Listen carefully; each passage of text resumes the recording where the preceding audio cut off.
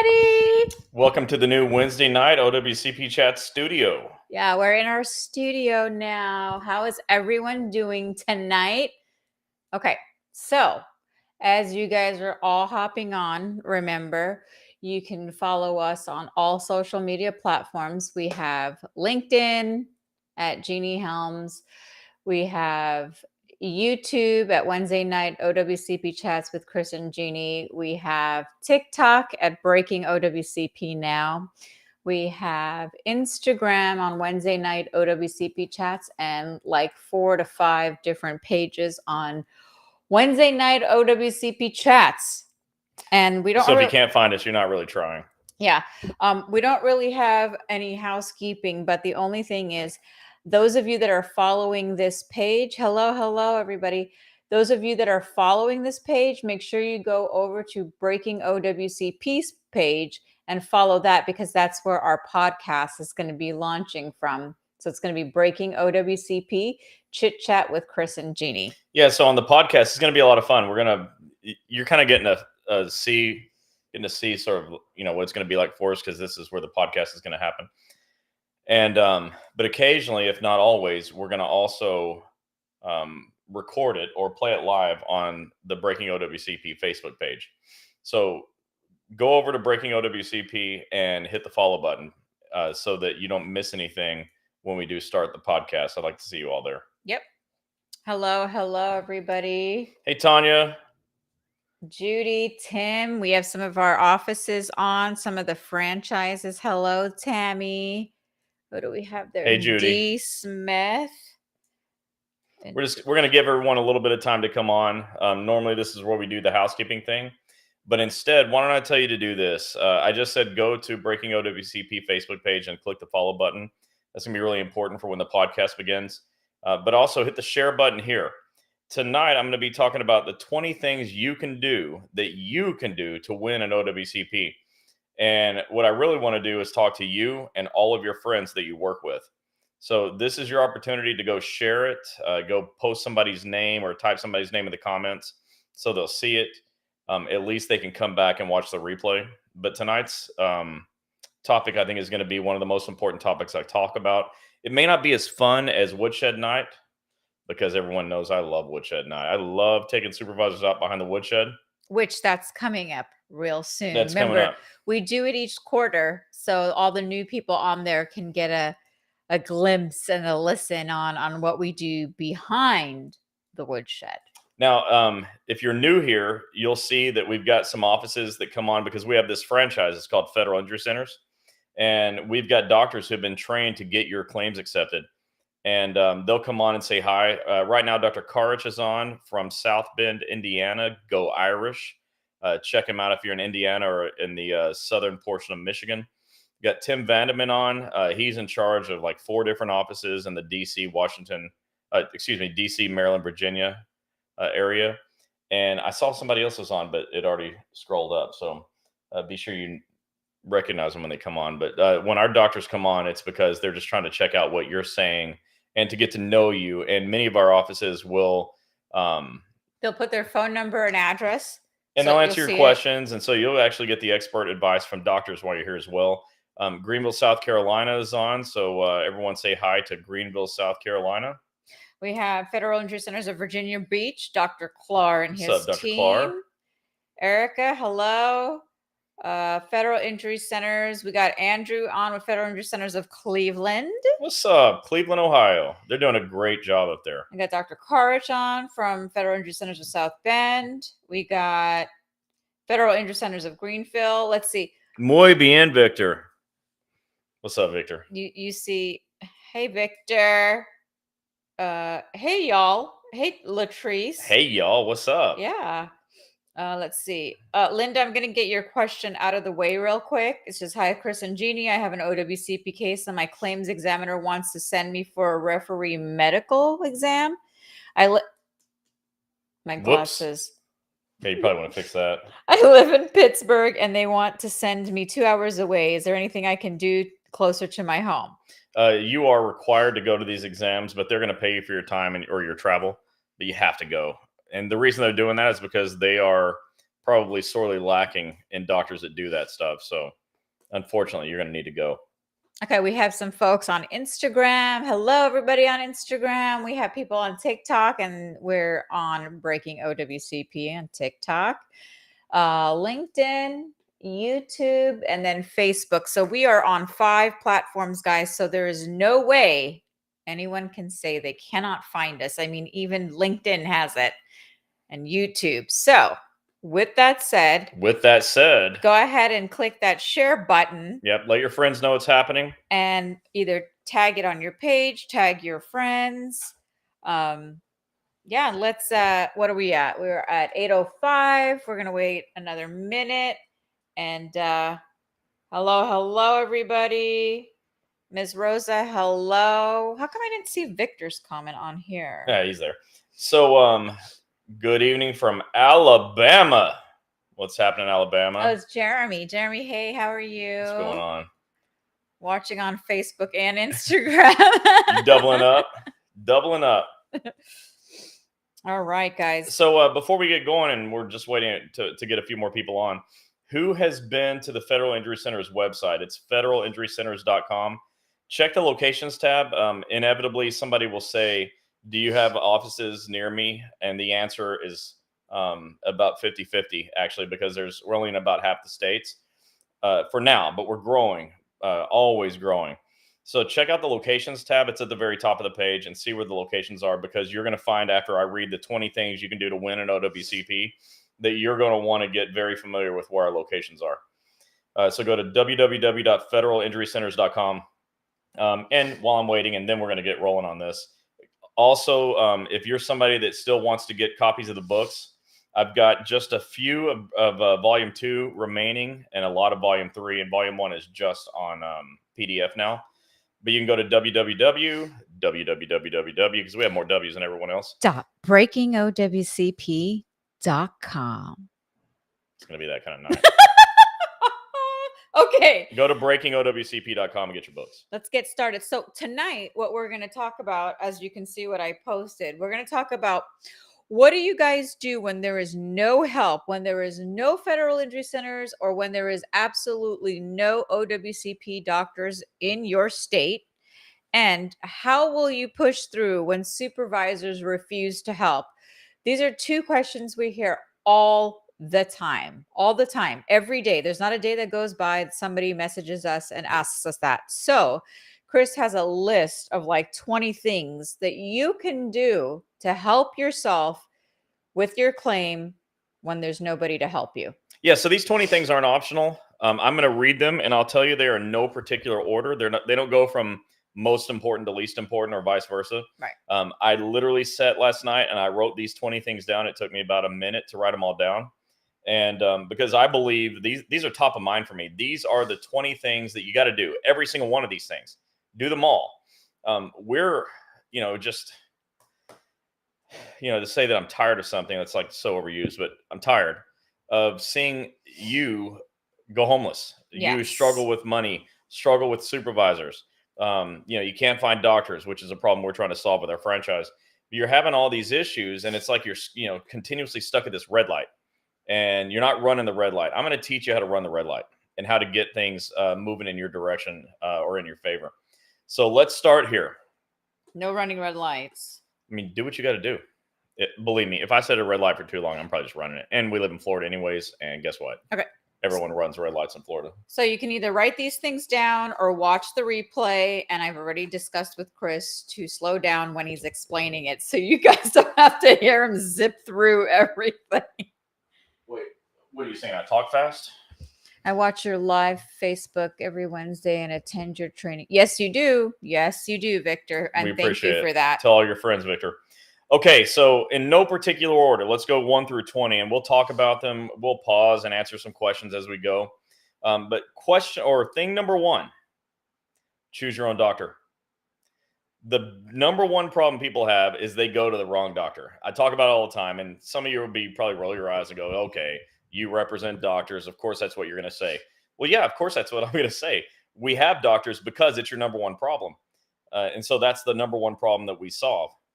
When you go to the wrong doctor, you can't get a claim accepted. And that's because doctors don't know how. They don't know how to write these narrative reports, or they don't know how to get paid. And so when they realize they can't get paid doing what you need, they will dump you.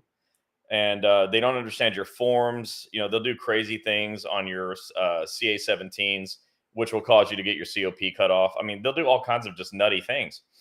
And so you have to be able to choose your own doctor. And the law allows for that. In fact, it mandates that you have the choice of treating physician.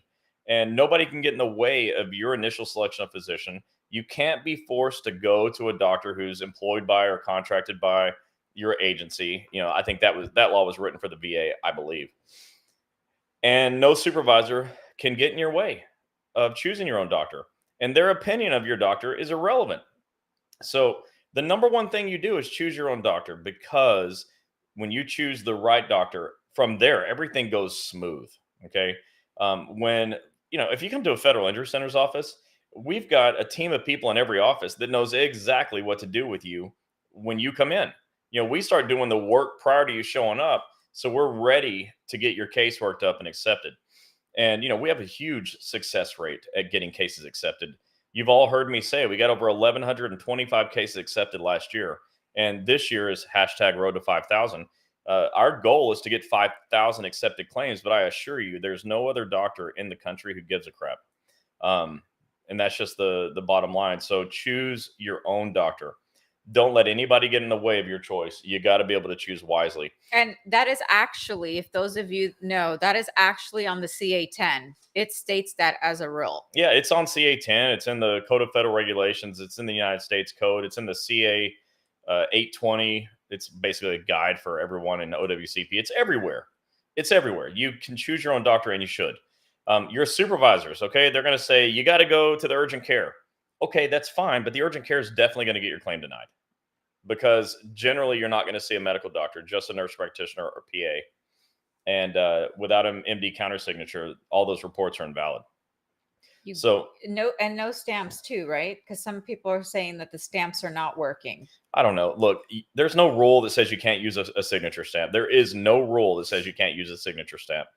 What you have is just like rogue claims examiners or somebody that's saying, hey, we're not going to accept a signature stamp. They're just giving you a hard time. Right. But what about electronic stamps? Every doctor now uses electronic medical records, and they sign things electronically. So what about electronic? Some electronic medical records say signature on file. Like, what is that? That's just standard procedure now for medical. But that was a good point. Be careful with signature stamps, but there is no rule against it.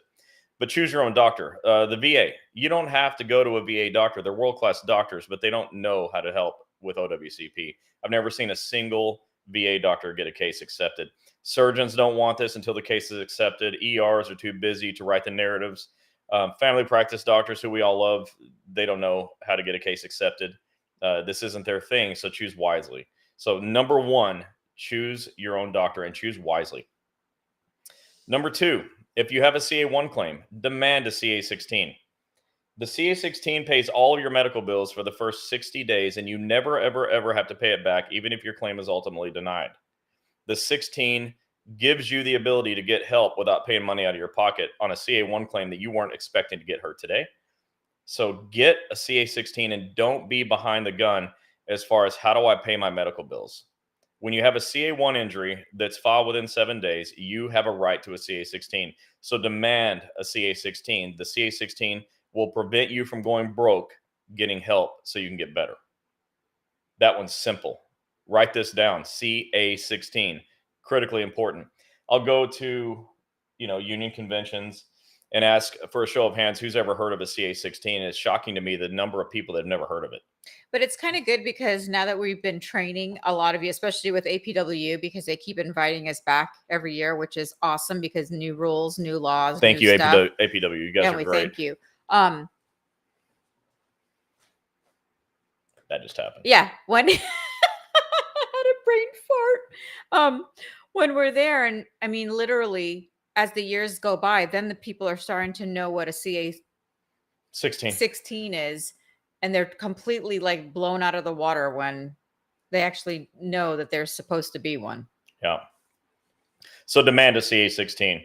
And if your supervisor says, I never heard of that, go to federalinjurycenters.com go to the OWCP forms tab and print the CA16 and give it to them. There is no excuse for this. EComp tells them to get a CA16. The law tells them to get a CA16. You got to get a CA16. Don't let your supervisors get away with telling you no.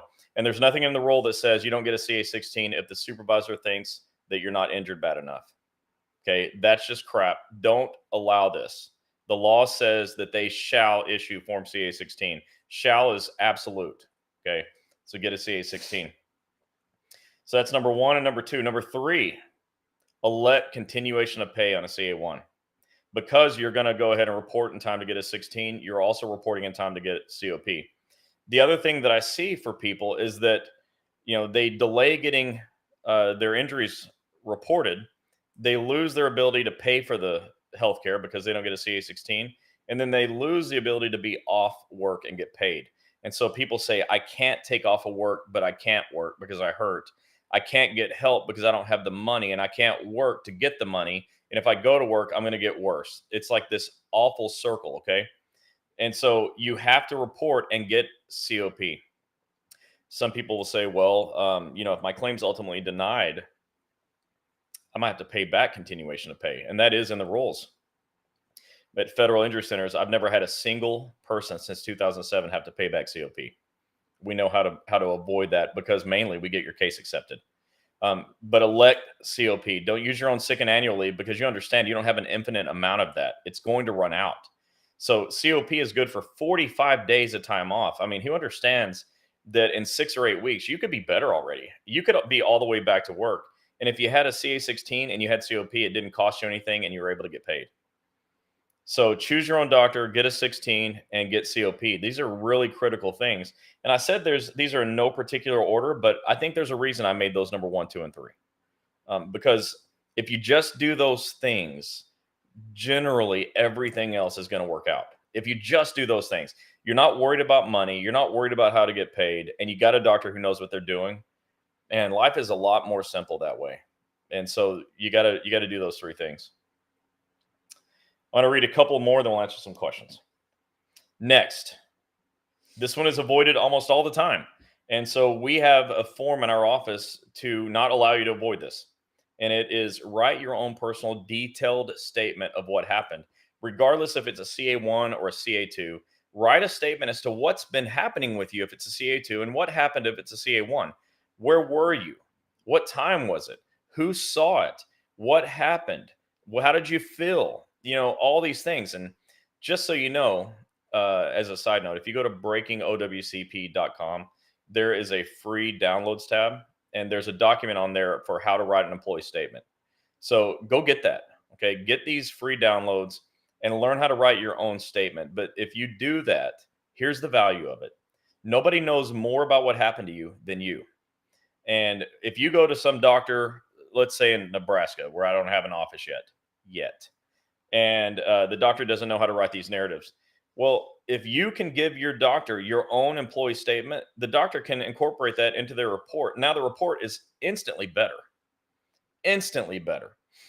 And so you want to have your statement in as great detail as possible incorporated into your doctor's narrative. If you bring it to one of our offices, as good as we are at writing reports and getting cases accepted, we still look at your personal statement. We require you to write one. And then we incorporate it into our reports because there's nothing better than getting your words. And then it ensures that the report matches up with what actually happened according to you. So we're able to match the truth of what happened with what the doctor says. It's actually a really beautiful thing. So write your own statement. Too many people avoid this part. They don't want to write their statement. They don't know how. And that's why I made that form for you so that you don't have to guess what goes in my statement. All you got to do is fill it out.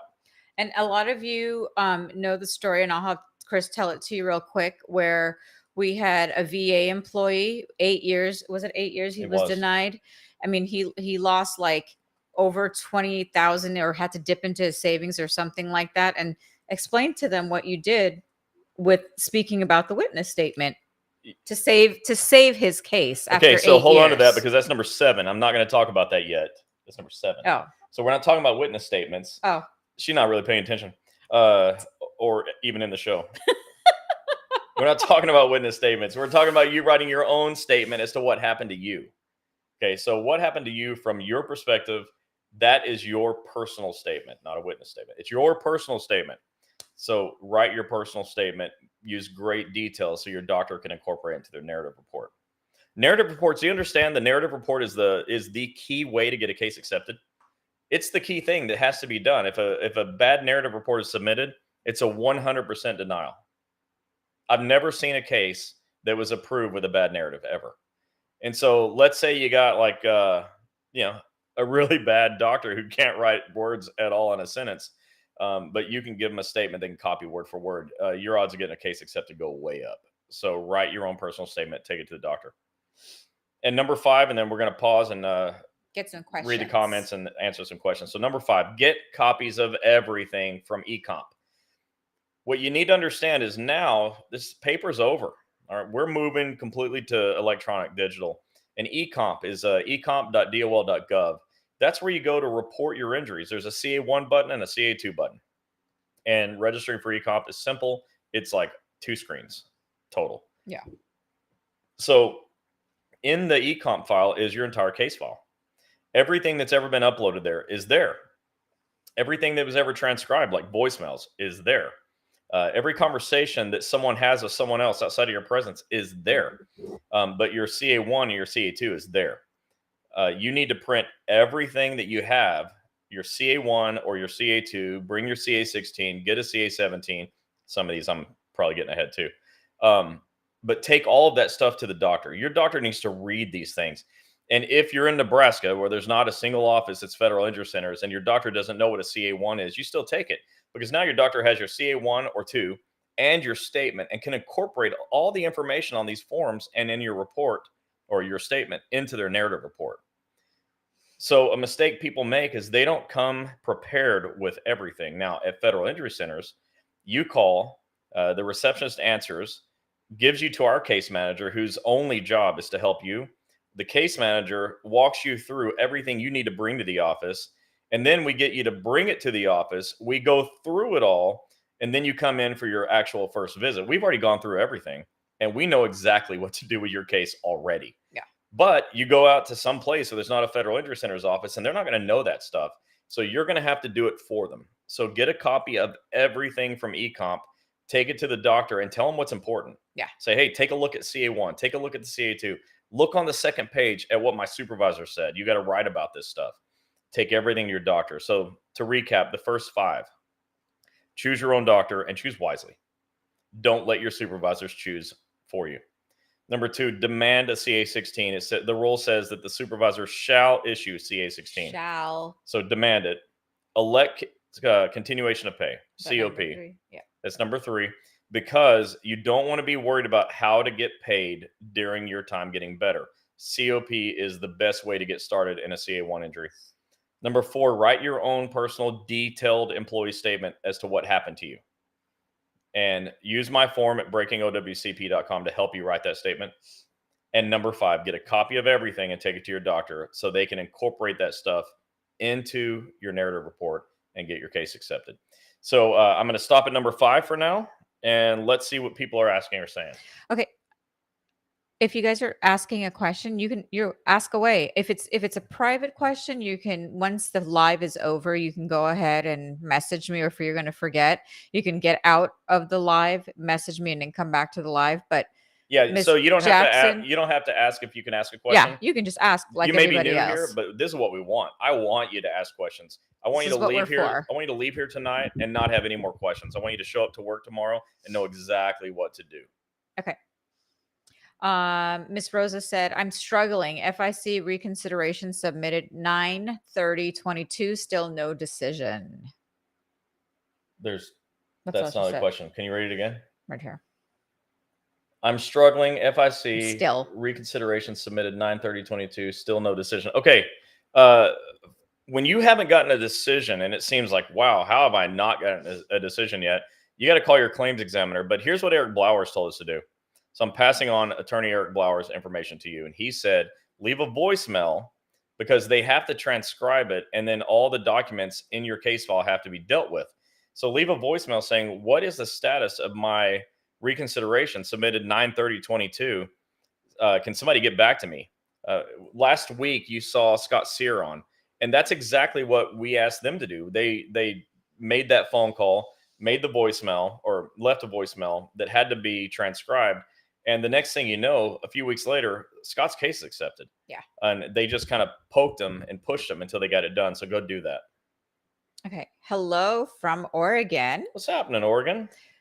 Dr. Cooper is on from Federal Injury Centers of Forest Park and Federal Injury Centers of Phoenix City. Forest Park, Georgia, Phoenix City, Alabama.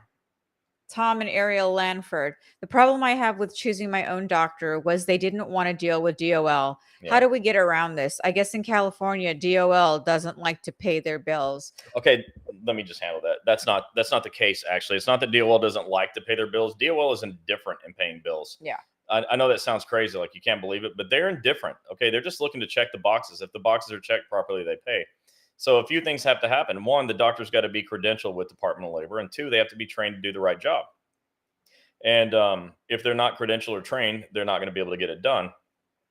But we have offices in Southern California that have no problem getting paid because we get cases accepted and we know how to do it. We do have 4 offices there in Southern Cal, all the way down to San Diego. So from LA County to San Diego. So check those out. But the point is, it's not that DOL doesn't want to pay. And you shouldn't be worried about the money anyways. I mean, I tell you all that. Don't worry about how the doctors get paid. That's their problem, not yours. But when the doctors don't get paid, they don't want to help you. And I understand that. You're going to have to find a doctor who will help. And I know that sucks, especially in California. If you go from like the middle of the state all the way to the northern part of the state, there's no help. You got to make a serious long hike to get to an office that wants to help you. But that's the deal. You just got to go find someone else. Lonnie Duke says California is a challenge as the state only requires reports to be written using the AMA 5th edition. So you're talking about impairment ratings. In California, state law does require for state work injuries to get a 5th edition, but the federal workers' comp requires a 6th edition. And almost nobody wants to do those. Dr. Snowden. What's up, Dr. Snowden? Oklahoma City. That happens to be in Oklahoma, in case you guys didn't know. He's awesome. Yes, he is. I love educating the patients and even more so educating the union stewards. Now, if you have any union stewards that want some training, we can do that for you as well. We do a full first steward training. We'll do a 2-hour training, full steward training. In fact, we've got one we're doing by Zoom middle of the month, this month. And so we can do those as well. Yeah. Sorry, I thought it was tomorrow, so I looked at you. For sure not. We have Tara with Federal Injury Centers of Roscoe, Illinois. What's happening? We have Federal Injury Centers of Westerville on. Victor, I don't know why you don't see it. Maybe I'm not a friend on your group page. You may want to check that. Victor, how can she not be your friend on your group page? Lola said, my case was approved. My current manager has falsified my record and gotten me disapproved through USPS Safety Division. Help. Okay, so check it out. The law says that anybody in connection with a FICA claim who files a false statement can be fined, imprisoned, or both, or who knowingly files a false statement. I mean, accidents, they're not going to put you in jail. But I would let the supervisor know that that's a law and you're aware of it. It's in my first book at Breaking OWCP. There's a rules, laws, and regulations. I think it's chapter 16. And you can show them the exact rule. And by the way, it's in the ELM. Okay, if you work for the post office, it's in the ELM. They take it right from the Code of Federal Regulations. It's ridiculous. Putting a false statement to get your claim denied can cause thousands of dollars in fines and years in prison. That sounds stupid. Yeah. We got Justin from Federal Injury Centers of Melbourne and Titusville, Florida. What's up? What's up? What's up? They're making big moves over there. Yes. They put themselves in a position to be able to help a lot of people. They just opened up a larger facility in Titusville, and they've already got a big, beautiful office in Melbourne. So go check them out. If you're on the East Coast of Florida, there's nowhere else to go. Belinda, that is not one of our doctors. What you guys need to do is just go to the Federal Injury Center's website, go to locations, and you'll see all of our doctors there. If it doesn't say Federal Injury Centers, that's it. Just like the logo. If it doesn't have that, that is not one of our facilities. He may be a great guy, but we can't speak to his knowledge in OWCP. Liz, I messaged you to speak with Attorney Eric Blowers. Do you know when that will happen? It's been a week. Okay. So Eric, we're not going to go into it, but he had a tragic event in his life, and he's back. We talked to him yesterday, but Gini will get back with him. Yeah, and make sure I was supposed to have a call with him. make sure He's he just gets your busy. information. So I will get those back to him to go over that. Emma, if you have an old injury and it's starting To hurt to hurt again, again, what would it be a CA2? an old injury that begins hurting again could be a new CA1, it could be a new CA2, or it could be a recurrence, which is a CA2A. You need to go to your doctor and find out which of these things it is. If your doctor says, nope, this is a new injury, then treat it accordingly. And if it's the old injury, then fill out a CA2A. In all things, just do what the truth is, and the doctor will help you with that. If you guys are having any issues with your supervisor, like supervisor issues, unfortunately, Chris and our team cannot help with that issue. What you'll need to do is, but number 9 and number 14 are going to help you with this. yeah, you're gonna have to talk to your union, and then Chris will go further in detail. Lola, you said my supervisors aren't approving my actions. USPS safety follows me around. Well, I mean, you need to get your union involved. Yeah. Are you being treated fairly? Are they discriminating against you? Do you have an EEO claim? I'm not saying you do, but these are good questions. But this is definitely a union issue for you. Unfortunately, your doctors and we, in spite of the fact that I want to be able to help, I can't go into your agency figuratively or literally and do anything about it. But your union is there and they can. Yeah, and we can help you and guide you when like a union when a supervisor or somebody is saying about your claim no, whatever, they're writing things they shouldn't. We could do that, but when you're having other issues outside of OWCP, we just don't handle that. Yeah. Okay. I'm just going to read one more question from Jeremy on there. It's not on here. Yeah, Can you hit see it. that? And then we're going to keep on going. So Jeremy says, so my doctor has submitted a diagnosis expansion in January, and I have reached out to my claims examiner in March. Still no available. Has anything changed with my case? What's the next steps I take to get my claim upgraded? Just like I said earlier, you're going to have to call your claims examiner and leave a voicemail. If they don't answer, they have to transcribe that, and you have to request them or their supervisor to, get back with you and let you know what's going on. This is going to get annoying. There are no rules that specifically say when your claims examiner is supposed to deal with things, and there's a lot of you and very few of them. I'm not cutting them any slack here. I'm just saying, like, you have to acknowledge that and then figure out what you're going to do. In this case, you need to go and leave a voicemail for them to transcribe and tell them to call you back and let you know what's going on. Okay. So, yeah, I know, Victor. Supervisors know stupid advisors. Yes. Stupid advisors. Okay. And if you like the word stupid advisors, go to breakingowcp.com and get the shirt and the coffee mug. I'm sure your stupid advisors would love seeing you drink coffee out of that mug at work. All right. Those of you that are hopping on, hello TikTok, welcome. Hello Instagram, hello LinkedIn, hello Facebook, hello YouTube. Hello, everybody.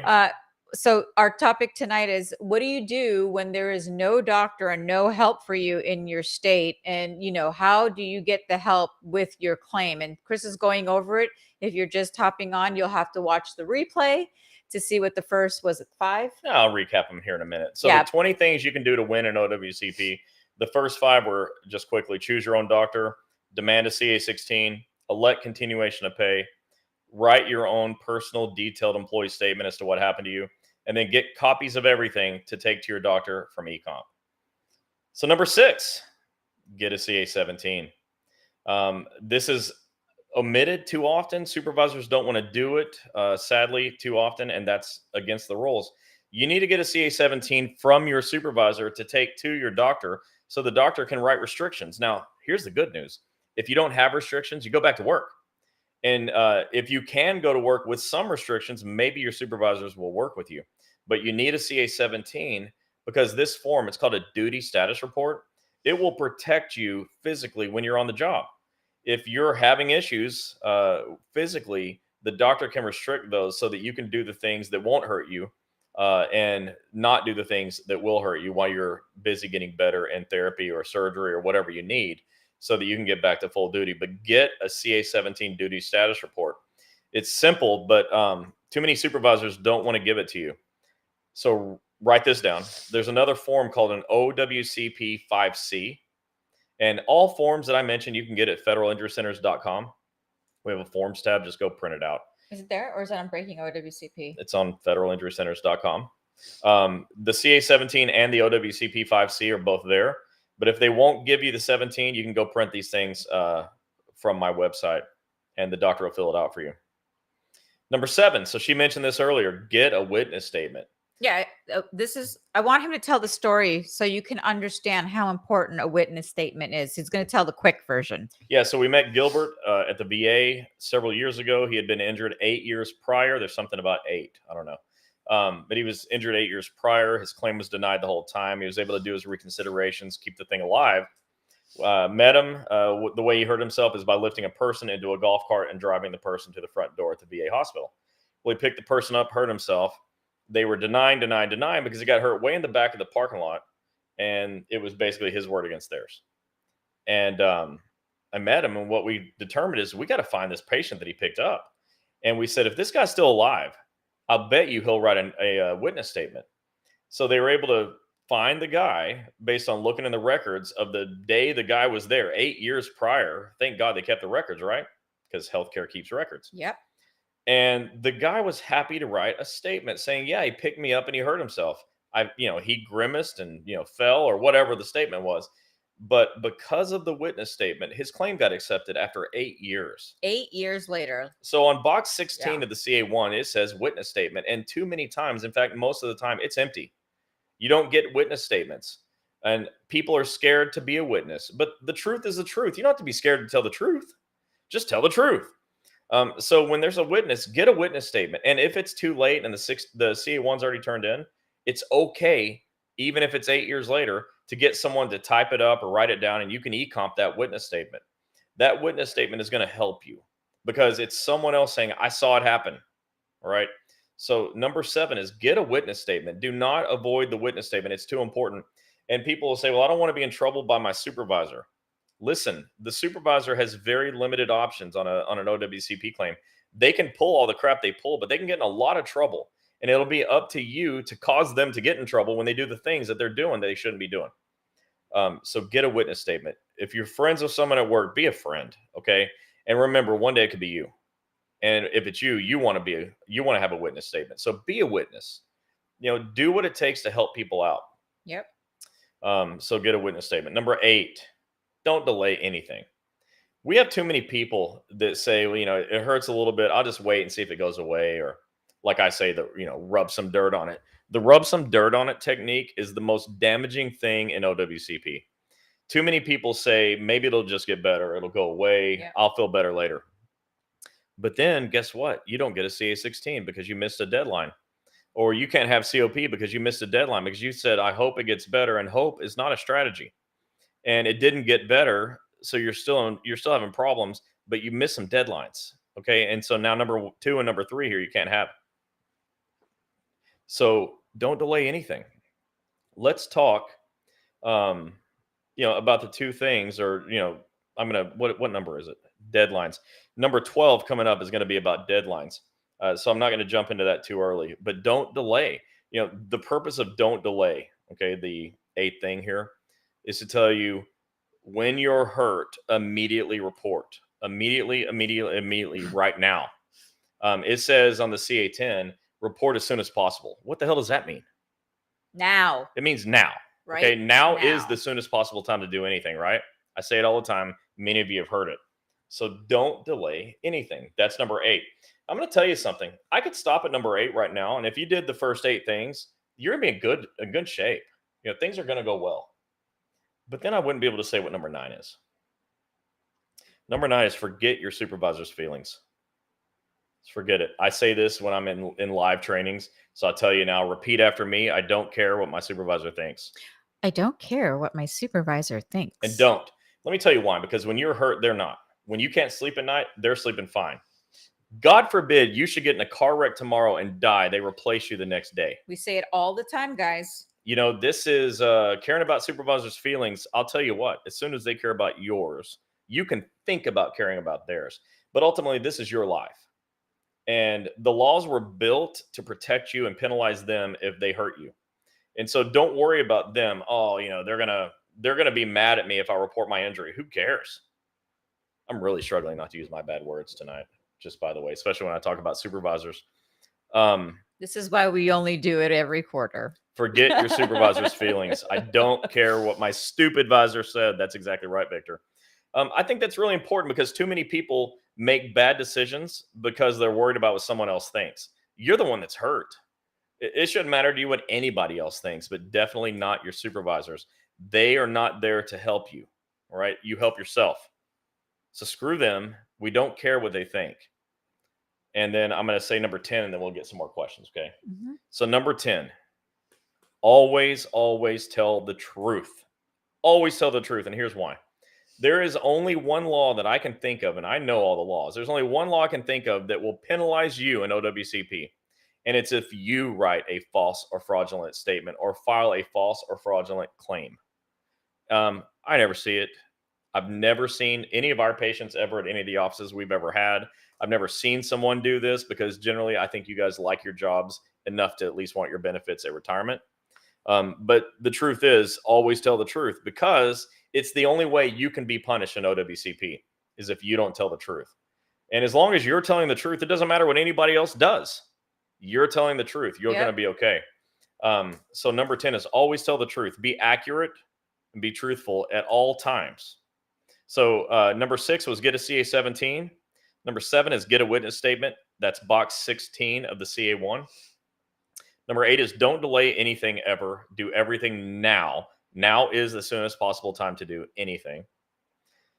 9 is forget your supervisor's feelings. And when I wrote forget, you have to know that there was another word I was thinking instead of forget. But forget your supervisor's feelings. And number 10 is always tell the truth. And that's my policy anyways. Always tell the truth. You don't have to remember it because it's true. All right. So I'm going to pause there. We're halfway through my list. What other questions do we have that have come up since? I'm laughing because Victor is so Yo, funny. I can see the comments over here, and Victor's having a good time with this one. Victor said, in Tampa, there's new 3 handsome doctors. That's what Sarojini Helms posted. I did say that. They are handsome doctors. Oh my gosh, yeah, I know that. So I saw that. It's way out there. Kevin goes, forget your supervisor's feelings. Put that on a t-shirt. Coming your way, Kevin. Trust me, that's going to happen. That's a good idea. And Ron, everyone say hello to Ron Speakman. My buddy Ron, hey, he Ron. said stupid visors and boss holes. I have a sweatshirt that says ask holes. Ask, yeah. Boss holes. That's a great one, Ron. You should coin that one. That should go on your t-shirts, Ron. Victor's talking about the supervisors. He said, unfortunately, it's called retaliation. Yes. And we are going to be going over this. We always do like a 2-hour woodshed night. So, and I've got some stuff on that too. Number 16 and 17 will help address what to do when supervisors are jacking them with you like that. All right. Maria, you said some doctors won't fill out the CA-17. Well, those doctors are called cowards. And he does say go that. Someplace else. Anytime a doctor won't fill out the forms you need, that's the wrong doctor. Just run. What is that? Run. Remember that? Yeah. Run. Yeah, just get the hell out of there. And then Belinda said, I'm having trouble getting the lady in my doctor's office filling out my forms. What can I do? Well, we have videos. If they don't want to fill out the form, we have videos on our Federal Injury Center's website that you can go to. You can click the videos tab, and Tom goes through it detail line by line if you wanted to fill. Wait, who are they saying doesn't want to fill out what forms? She said the doctor's office doesn't want to help fill out any of her forms. All right. So here's the thing with the forms. And I teach this to our franchisees, that there's almost no form that you have that they have to write on. They only have to write on the CA-16, the CA-17, the CA-20. Yeah. And, it's information that they are specially trained to fill out because they're doctors. So if your doctors won't do this, I'm telling you now, that's going to hose your case. Yeah, if they can't fill that out. What good does it do to get a CA-16 if your doctor won't work with it? What good does it do to get a CA-17 if your doctor won't work with it? It does you no good. Number 2 and number 6 on my list are just irrelevant to you if your doctor won't work with it. So get a new doctor. Unfortunately, we hate to say that to you guys. I like it. We I want really you to tell win. you guys to stay at your doctor if it's working out. But when things like this come up, it ain't working out. It's not going to work out for you in the long run. You don't want to go through the financial hardship that a lot of these people go through. Yep. Ms. Cintron said I filed a CA2 claim, which was waiting to be approved, but the doctor I went to for my injury is not workers' comp. I called Blue Cross Blue Shield to provide me a list of orthopedic doctors. Now I have to start all over again to see my doctor and go through the whole process again. and I'm afraid my paperwork will not be completed by the end of time of the deadline with U.S. Department of Labor. Okay, so go to federalinjurycenters.com, check the locations tab, and see if any of those locations make sense for you. You can go there. Because we'll help you. And we can't do anything about your deadlines. If you get there after the fact, I can't change the deadline. It is what it is. Don't miss deadlines. But we're happy to help with any legitimate claim. And if no other doctor wants to help you, we do. And it's because our goal is to get all the claims accepted. Hashtag road to 5,000. We are intensely focused and maniacally driven to get claims accepted.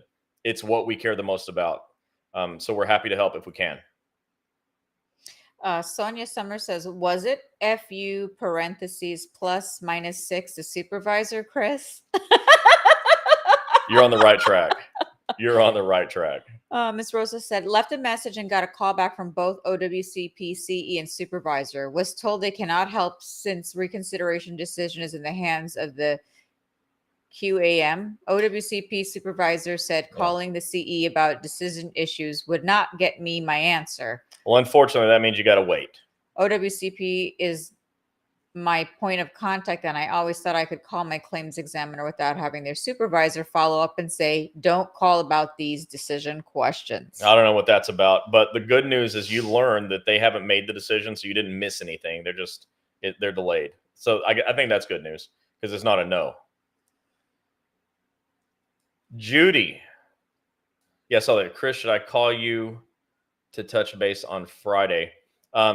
As a matter of fact, I'm going to have somebody call you, and I'll text you about it later. So, I can let you know where we're at. Jill, you said, my doctor said my MRI was denied. Was that denied by my boss's influence or someone else? Or somebody else? So what happened is they probably tried to do pre-authorization or something, and it wouldn't surprise me if they sent it to like Blue Cross instead of OWCP. But we don't have any experience with MRIs getting denied. We work with MRI facilities around the country. I have no experience with that. We get MRIs when we want to get MRIs. So if you want to send us a private message, I can have somebody help you with that. Oh, and by the way, you can just go use your health insurance and get reimbursed. I hate that answer. It's not what I want. I don't want you to pay any money out of your pocket. But remember what I said about red lights. You don't sit at the red light forever. Okay. If the thing never turns green, do something about it. That is something you can do. I just don't like it that much. Christine Young said, I'm in the process of trying to go to the Edison facility in New Jersey. Yeah. Well, if there's an issue, let me know. Yeah. What is it about trying to go? What does Yoda say? There's no try. There's either do or don't do, right? So if you're having a hard time getting in, let me know. Yeah. We'll help you. Belinda said, this is my forms that are being sent to work comp. She is one of the one that does work comp forms. Now, with that being said, it's not the same one that was there when my injury happened. I'm not sure what all that means. She was having that problem with the doctor's office girls filling out her paperwork. They don't want to fill it out. Yeah. They're having a hard time.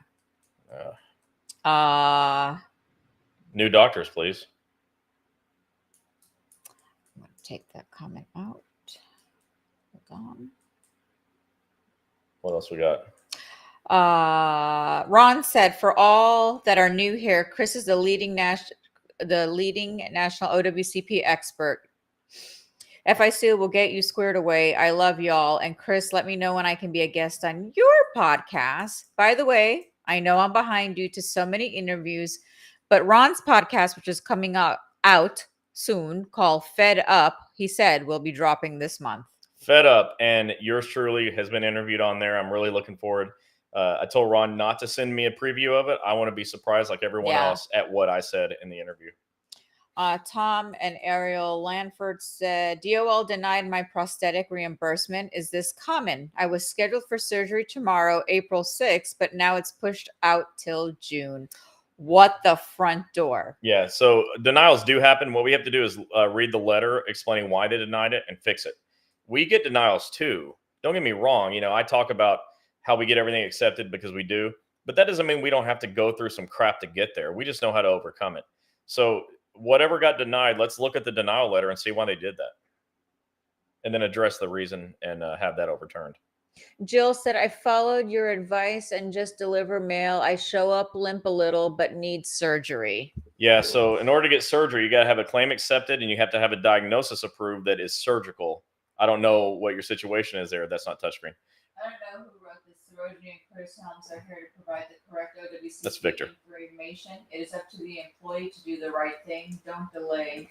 And OWCP claims all. Yes, he's absolutely right about that. All she's over here touching the screen, I'm trying to move it. My other screen is touchscreen. So is this not one? This one's not. Oh, I'm like, I could have just left it and let you try it, but we don't have time for that. Dr. Dorfman, what's up? We're gonna say goodnight. What's up, Dave Dorfman? Greetings Doc. from Melbourne and Titusville. Look, if you haven't seen Dr. Dorfman yet, you're really missing out on some of the best things in life. This is one of the nicest guys that I know. He is not allowed to not be my friend because I like nice people.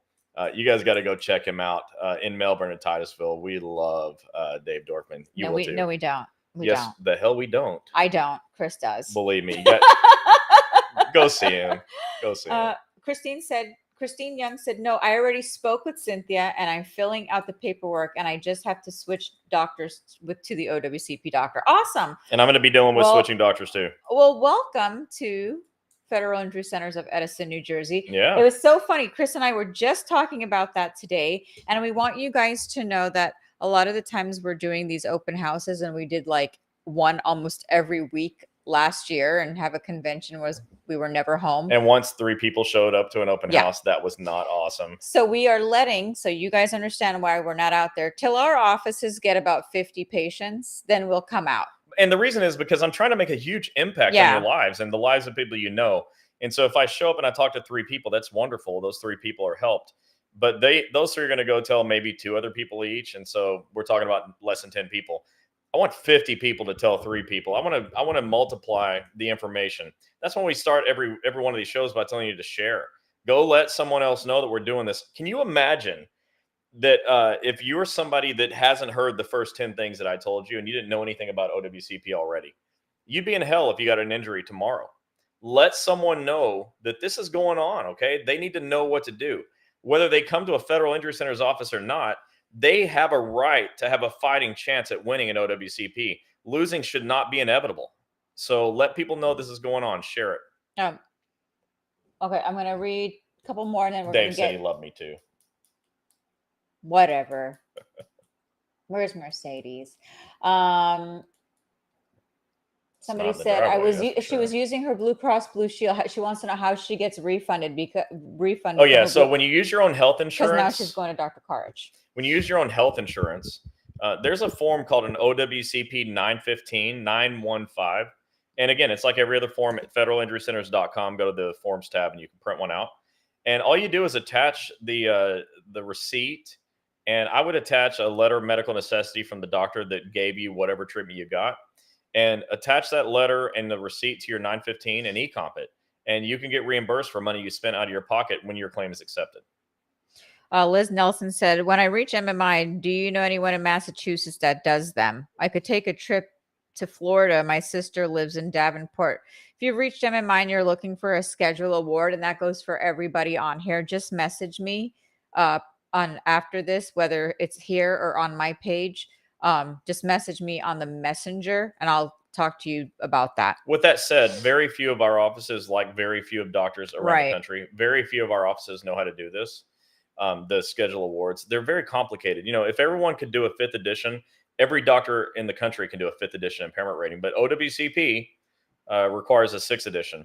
But Dr. Cooper in Forest Park, Georgia, basically at the Atlanta airport, he does 6th edition ratings. He's very good. He's been trained. So you can check him out. Mercedes. But give her a call. Mercedes like, hello, I'm here, baby girl. What's up, Mercedes?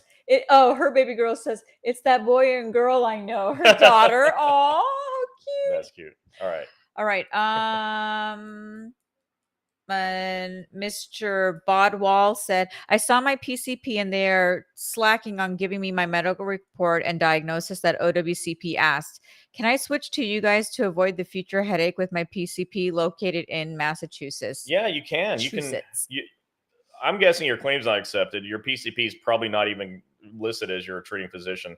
The answer is yes. You can always change physicians. There's a way to do it. I'm going to get to that. Believe it or not, it's one of my last 10 things here. We'll talk about it. But yeah, you can do that. All right. What other questions we got?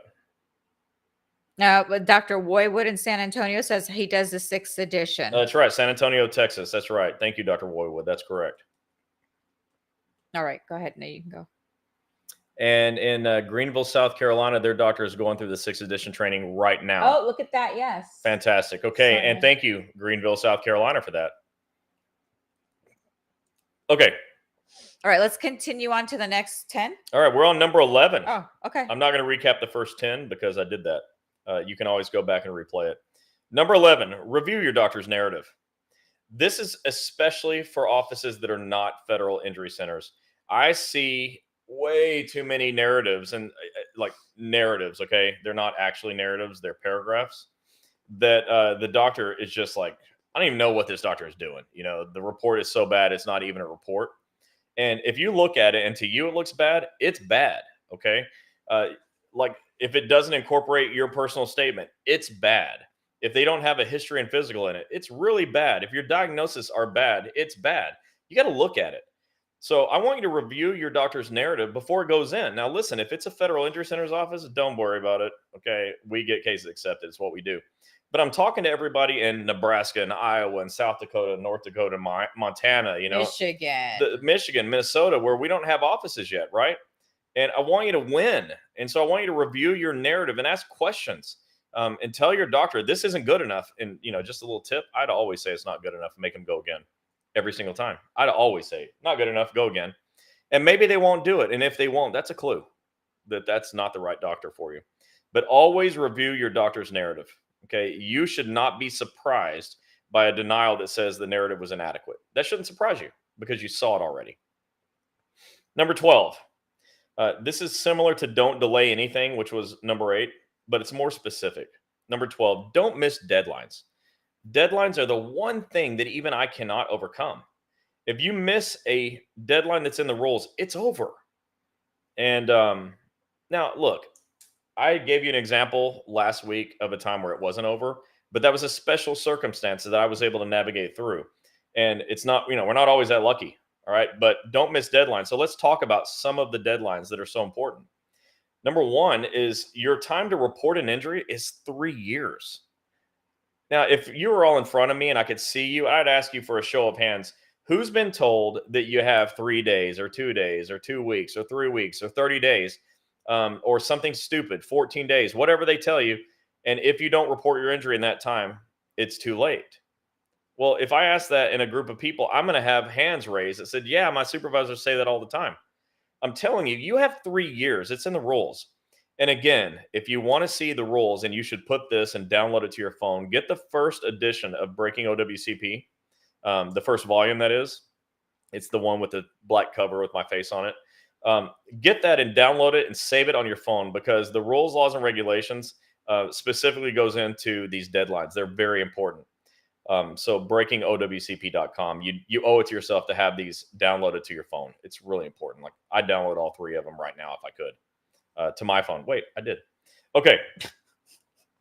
Don't miss deadlines. So you got 3 years to report an injury. 3 years. And for reconsiderations, appeals, there's 4 different kinds of appeals.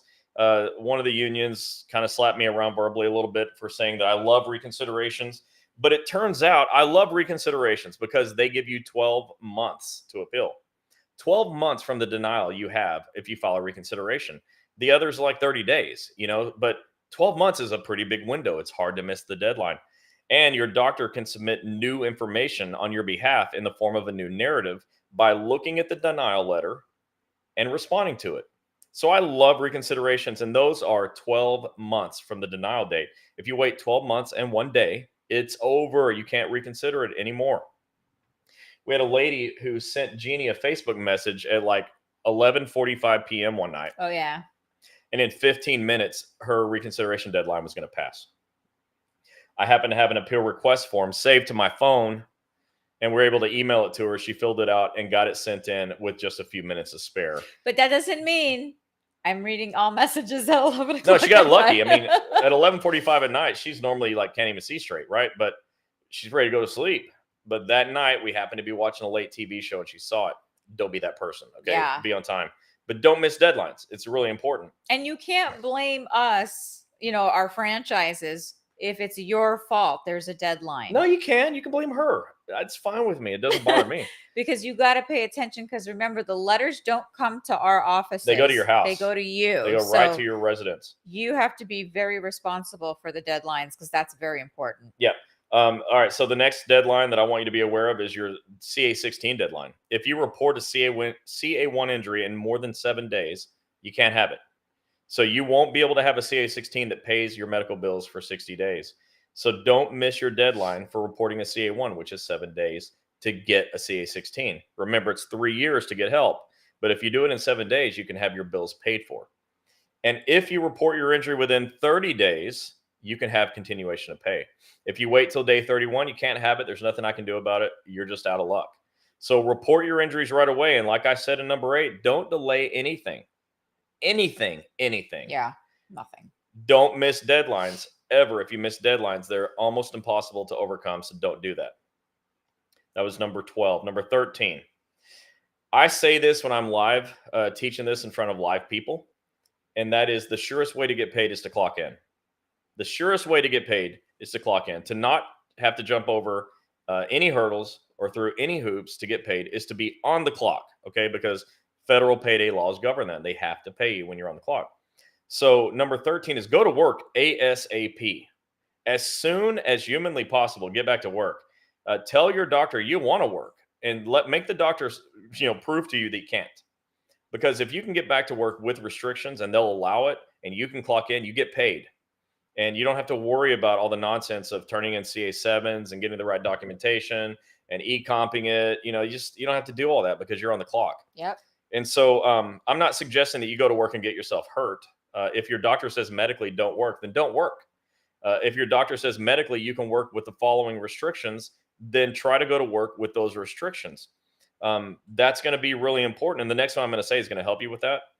Number 14 will, but 13 is go to work as soon as possible and clock in.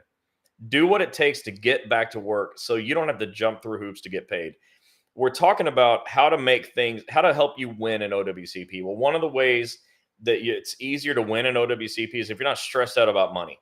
Yes. If you're stressed out about if you're going to get paid and am I going to be able to pay the rent or mortgage or my car payment or my son's or daughter's student loan payment, you're going to be a wreck.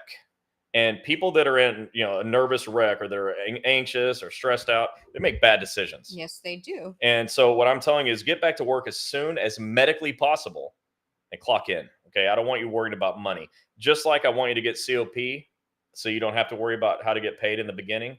I want you to get to work and clock in as soon as you can medically so that you don't have to jump through hoops to get paid, because LWOP is just not a walk in the park.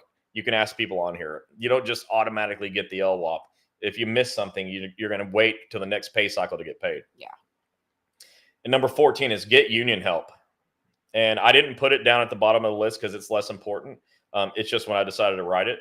But I think that union help is one of the most important things you can do. Too many of you don't get involved with your unions. You don't know who your union reps are. I'll teach this when I'm in these live trainings. I'll tell people, there's a shocking number of people who don't know the names of their union reps. And I tell the union reps in the room, like, it's your responsibility to go get known. Go shake a hand and tell somebody, I'm here for you. I'm your union rep. I'm here to help. But I'm telling you to get help from your union. I have the utmost respect for unions. I love unions. I love union presidents and vice presidents and secretaries and treasurers and stewards. I love stewards. I love stewards, and I love stewards. I think union stewards are the backbone of the union, and they are the thing that can help push your case through to a win. When your supervisors are giving you a hard time, your union steward can have your back. And I really mean that. Okay. And I'm not, somebody once said, oh, you're in the back pocket of the unions. I'm like, I don't know if they're in my back pocket or if I'm in theirs, but I know this: we work together. My offices can get you to the front door of your office to work, but your union rep can keep you there. And so when there is a law violation, your union rep can enforce it. They're very important. Okay. And I want you to get to know your union reps, get involved with your unions. and let people know what's happening. And whenever you're having a problem, go seek somebody out and get help. If you have somebody that can be in your corner and have your back, it makes your life easier. Yeah, and this is why we emphasize that we tell you guys we do a full 2 hour training for stewards. We obviously we can't come out just for 3 stewards. We like if everybody in that craft, and sometimes the other crafts allow the stewards to come on in, but this is what we're doing. Like now that we're in April, now we can say it, next month, May, we are going to train AFGE steward coal and mine guys, and then we're going to be heading to Sacramento for APW state convention. So we do these things. So and there's a Florida one coming up, and then there's and then there's the Florida APW convention. So we do not only do union conventions and just regular union meetings, but we'll do steward training as well. And we do Zoom trainings as well. Like in a couple of weeks, I'm doing a Zoom training for Homestead. Florida, down in South Miami, and we'll do that too when I'm available. We'll sit right here and do this thing and talk to your unions and answer your unions' questions by Zoom. We're happy to do it. There's no excuse for you not to have this information. All you gotta do is come here or invite us there. We're happy to go. Yeah, and the reason why I just brought that up, because Chris is saying that the stewards are the backbone. Absolutely. So this is why, and we know this. It's actually worked. We had a group of stewards in Birmingham. Yeah, they're awesome. You don't want to mess with them. Don't mess with the APW stewards in Birmingham. They just don't. In fact, actually do, but video it so I can watch. They got the training, and tell them what happened with Passion. That was her first name. Yeah. Or is her first name. Yeah. So we did this steward training there, and then there was a lady who, if I got the story right, was a rural carrier, and she got hurt, and she was told by her supervisor and postmaster. By the way, this is a secondhand story, so if you're the postmaster, don't sue me. I'm just repeating a story. But what happened is they told her the best thing to do from after getting hurt was to resign. And so the steward, Passion, she called and said, "Hey, do I have this right? We have to call OSHA, among other things, right?" I said, "Yeah, 1-800-321-OSHA, give them a call." Well, I think that worked because I'm pretty sure that postmaster and supervisor don't work there anymore. But I can't confirm that, but that's what I've been told. So the stewards can be very, very powerful. Can you close that dialog box at the bottom? That's annoying the hell out of me. And then I got to fix this so it doesn't happen anymore. Okay, so 14 was get union help, and 15. I talked about this a couple of weeks ago, limited duty assignments. You got to understand the rules on limited duty assignments because your supervisors are saying, here's your limited duty offer, and you have 2 days to get it back to me. Well, the rule says, as I said a couple of weeks ago, that they have to send a copy of that limited duty offer to the claims examiner. The claims examiner affords you 30 days with which to show your doctor and make sure that it is safe for you to do. So make sure you understand the limited duty assignment. You show it to your doctor. And if it doesn't match your restrictions, you have your doctor write a letter explaining why it does not match your restrictions. Explain medically why you can't do the jobs they want you to do and give it back and tell them to rewrite this thing. One of our friends is here watching, and her supervisors keep giving her the same damn letter over and over and over. And so, the doctor, it's one of our offices, has got to do a better job of explaining why that limited duty offer doesn't work. And so you've got to be very careful that you don't go back to a job that's going to get you hurt. But the other thing about this is you also have to understand that when the limited duty assignment does match your restrictions from the doctor, you have to do it. If you don't do it, they can cut off your benefits. So don't just stay home. I've seen too many people that said, I'm just going to stay home, or they'll have a CA-17 where the doctor said they can work, but then they stayed home and then they call me and say, can you get me paid? Well, I can't get you paid. The doctor said you could work and you didn't work. Exactly. So number 13 was go to work as soon as possible and clock in. And number 15 is pay attention to your limited duty assignments and make sure they match your restrictions. And when they do, go to work and clock in, So that was number 15. I got 5 more. If there's a few questions, we can answer them now, and then we'll finish this thing up. Okay. So you're asking Tom and Ariel, asking about how do you schedule steward training. So the official invite must come from a union official. Preferably like a president or somebody that's in charge of organizing your union meetings. Yeah. We love that you want us there, but out of respect for your local, we need to have an official invite.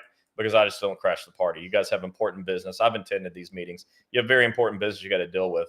and I'm going to take up about 15, 20 minutes of that time.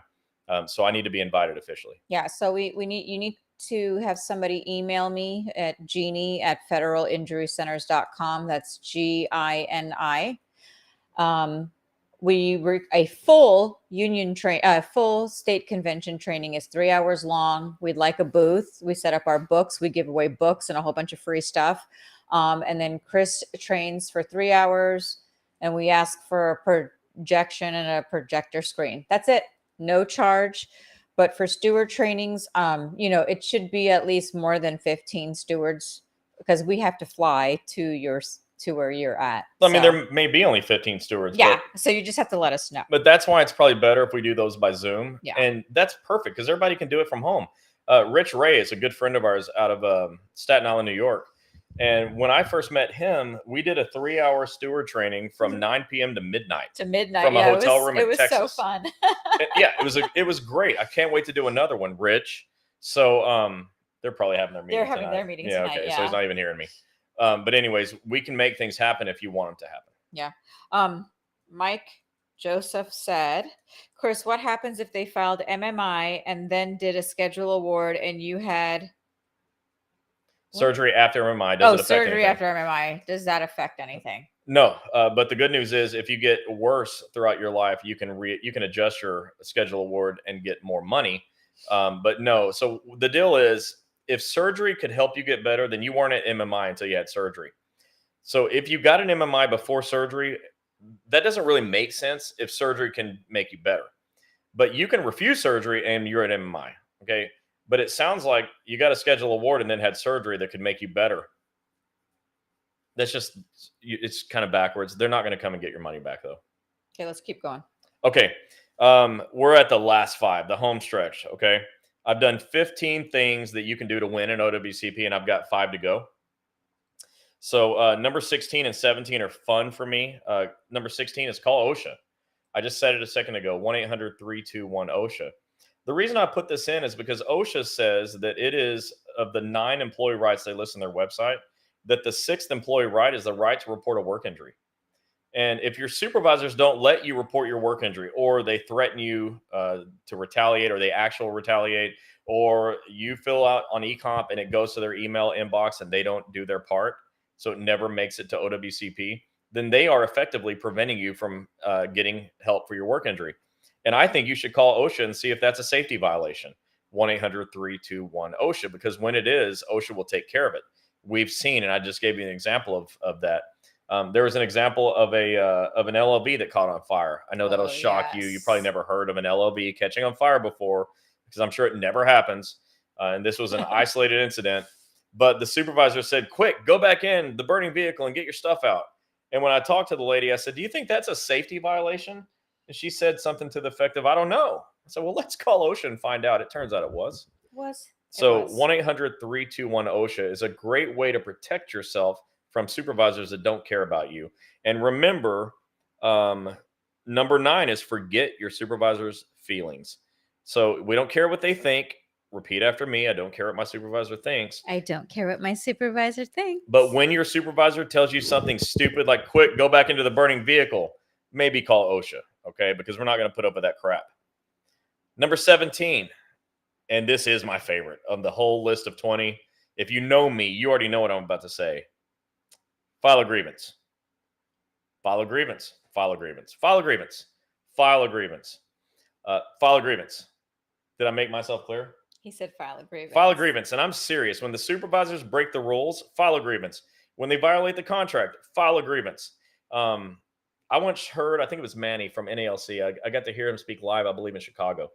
And powerful speaker. And he said something to the effect of, if you give an inch, they take a mile, right? If you allow them to impede on your contract next time around, what's going to happen?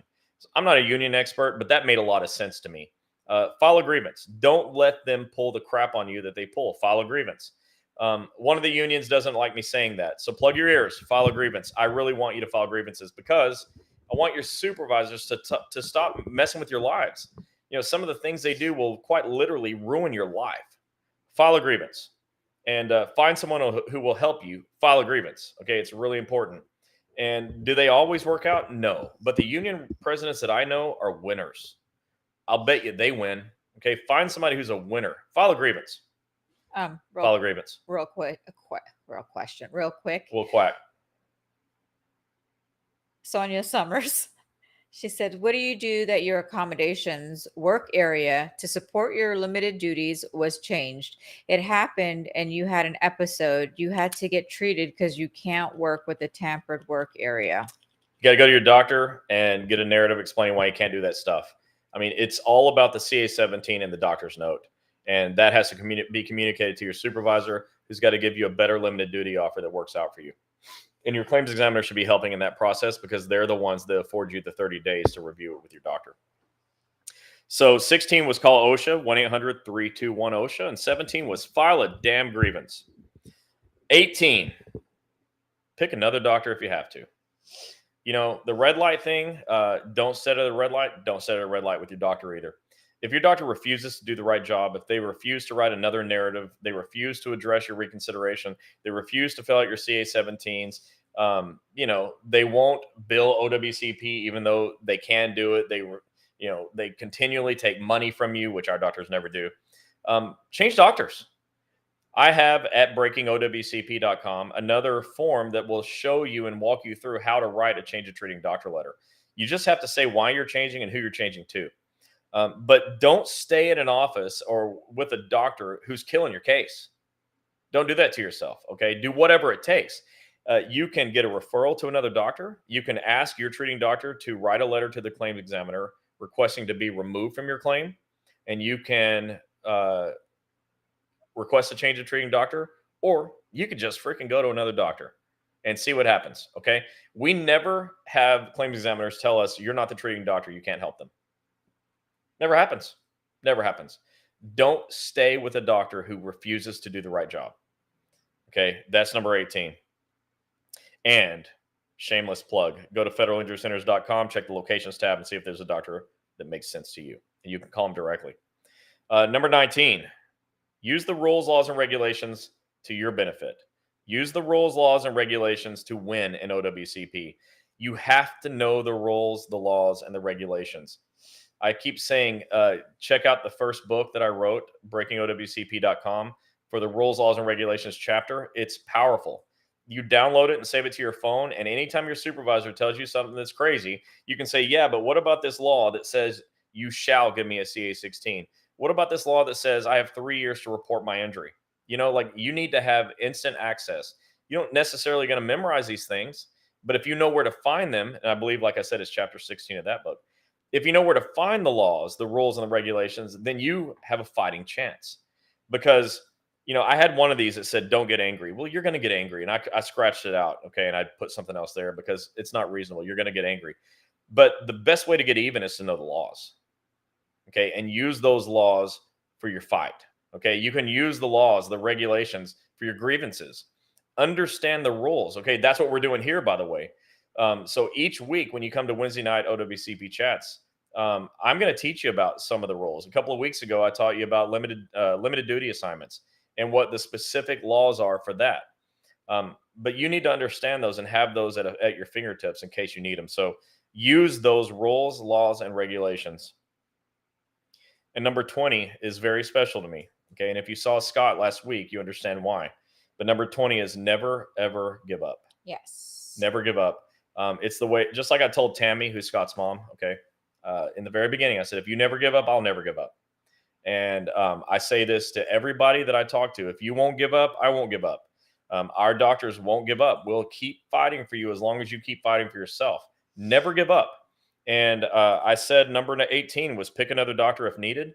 If that doctor gave up, it's time to leave. Mm-hmm. Okay, but don't give up on yourself. If you will follow these 20 things, at the end was never give up. If you'll do these things, you're going to win at OWCP. It may not happen now or overnight or tomorrow or next week, but you will win. If you do these things and you never give up, you're going to win. You'll get your case accepted. You'll get paid back for your time. You'll get reimbursed for your mileage. You'll get reimbursed for money spent out of your pocket. You'll be able to go back to work and clock in, and you can make it to retirement. Yep. Okay. Everything can work out great for you if you do these 20 things. I think what I'll do tomorrow is I'm going to post this list right here at Wednesday night OWCP chats. I'm going to just post a list. There won't be any details behind it, but I'm going to post the 20 things so you can have them. And I recommend that you print them out and go hang them in your break room. Hang them with one of my brochures, by the way. Let people know what to do. Remember, there's too many people that are not here tonight. Too many people that have never heard of us before. There are far too many people that next year are going to say, I wish I would have known about you last year. Yep. And those people are not going to get the benefit of these 20 things because they didn't hear it. That's your job. Okay. I just did my job. I taught you the 20 things. I'm going to teach you something else next week. And I taught you something last week and the week before, but it's up to you to tell somebody else. Okay. You got to let people know that we're here. There's nobody else out there that's doing the training that we're doing. Nobody. And that's not taking credit away from these wonderful union folks that have OWCP reps. I'm so thankful that you have those OWCP reps and that they try to do some training, but nobody does it like this. Okay. There's nobody that can get down in the trenches with you because I see it from the other side. I see it from the doctor's side. I know what happens when you get into the doctor's office. I know what your supervisors are saying because I hear it from you. I work with your unions. And so I'm able to get sort of intimate knowledge as to what's going on inside your agencies. And we're able to customize our training just for you. You know, we went up and did the mine, coal, and safety. Coal and mine. I was able to customize a thing just for these guys that crawl through holes that they dug. Okay. Like we can do some really highly specialized training for you and your craft. But you got to get people here. And if you will please just do us all a favor, do yourself a favor, be a good friend and do your friends a favor. Share this. Let them know that this is happening and that there is help, that losing is not inevitable and can never be. It's just you all have a part to play in this. And so you can pass on the goodwill and let people know this is happening. Don't make them wait till next year and wish they would have known today. Yep. So we'll post these 20 things. I'm just going to recap them real quick. I'm going to read all 20. I'm just going to go down the list. 1 through 20. Choose your own doctor. Demand a CA-16. Elect continuation of pay. Write a detailed employee statement. Get copies of everything from eComp and take it to your doctor. Get a CA-17 or an OWCP 5C. Get a witness statement in box 16 and be a witness for someone else. Be a friend. Don't delay anything ever. The soonest possible time to do anything is right now. Forget your supervisor's feelings. Forget your supervisor's feelings. Always tell the truth, no matter what. Review your doctor's narrative before it goes in. Unless it's a Federal Injury Center's doctor, you don't got to worry about it. But there's no excuse to have a crappy narrative go in and you didn't know it was happening. Don't miss deadlines. You have 3 years to report an injury, 12 months for reconsiderations, 7 days to get a CA-16, and 30 days to get continuation of pay. 13, go to work as soon as medically possible and clock in. Yep. It's easier to just go and clock in than to have to jump through hoops with LWAP. But not if you're like broken. As soon as medically possible. Number 14, get union help. Know who your union reps are. Yeah. Get involved with your union. Have them in your corner. Let them have your back. Get union help. Limited duty assignments. Don't avoid them. Show up for them. Make sure your doctor reviews them. But when you're able to accept your limited duty assignment so you can go to work medically and clock in. 16, call OSHA to protect yourself. 1-800-321-OSHA. 17, file a damn grievance. Because there's nothing better in life than filing a damn grievance. That's what I'm told. Number 18, pick another doctor if needed. Don't stay with a doctor who refuses to do the right job. Get the hell out of there. Number 19, use the rules, laws, and regulations to your benefit. All right. You can use it to, I don't want to say fight, but for lack of better words, fight your supervisor's nonsense. And number 20, never give up. Never, ever, ever give up. It reminds me of that Jimmy Valvano or Jimmy V. Never give up. I mean it. Never give up. If you never give up, you will not lose. So follow these 20 things. I'll list the 20 things tomorrow right here on Wednesday night OWCP chats. All right, let's get on back with these questions. Tom and Ariel Lanford said, man, I wish I knew you guys 2 years ago. See, Tom, tell somebody else tomorrow. Don't let that happen to someone else. Mike Joseph said, last question. If you have any impairment, are you now considered disabled, even partially? Not necessarily. Disability and impairment are two different things. So not necessarily. Sonia said, what is the difference between reasonable accommodation via limited duty? Well, a limited duty assignment very often will include a reasonable accommodation so you can do that assignment. I don't think that they are different necessarily, but sometimes they go together. Donna said, if I use one of your offices out of one's home state, do you have to keep driving or flying every month for visits to get a CA-17? Okay, I'm really glad that question came up because I was actually speaking with Ron about this earlier this week. Doctors are only able to help people who are in the state where that doctor is licensed. So doctors can't bill for things, for example, in Nevada if they're not licensed there, but they are in California. They have to be licensed in the state where you're at when they're helping you. That's a medical board rule. It's not the doctors don't want that. They want to be able to help anybody everywhere all the time, but they have to follow their board rules so they don't lose their medical licenses. Maria said, I drop your brochures everywhere. I think I may use them. Love you guys. Thank you, Maria. We love you too. Thank you so much for going out and letting people know this is happening. Judy Rapicki said, consider yourselves hugged and thank you for being you. We love you, Judy. Hang in there. Federal Energy Centers of Greenfield said, thank you guys all. Michael said, I sent a carrier to your Edison, New Jersey office and she liked the doctor. She is 3 hours away from the office. If she changes doctors, will she be reimbursed for a full day for appointment and travel? So the way this works, Michael, is when your claim is accepted, then you are eligible to be paid for up to 4 hours of your work shift to go to the doctor. That would be LWAP on a CA7. So up to 4 hours of a work shift can be paid to go to the doctor if your claim is approved. And as far as mileage goes, you're going to be reimbursed for up to 100 miles round trip. Now, I understand that 3 hours is probably more than 100 miles, and that trip is going to take more than 4 hours when you get to the doctor. But the rules are the rules, and I understand it. If you could, if she could find somebody closer, I would suggest the closer office, even though that the Edison office is mine.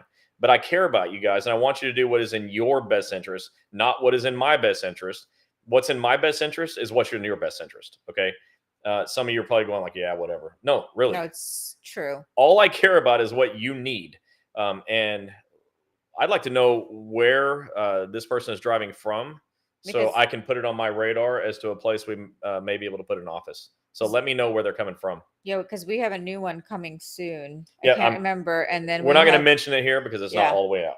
They're not trained yet. Yeah. And so we have another one coming in Jersey soon. Then we have the next one in Manhattan. Yeah, but we will we're constantly updating our map of doctors. Yes. So you can go back and check on it. But we're also, we are also letting you know when a new office is ready to go.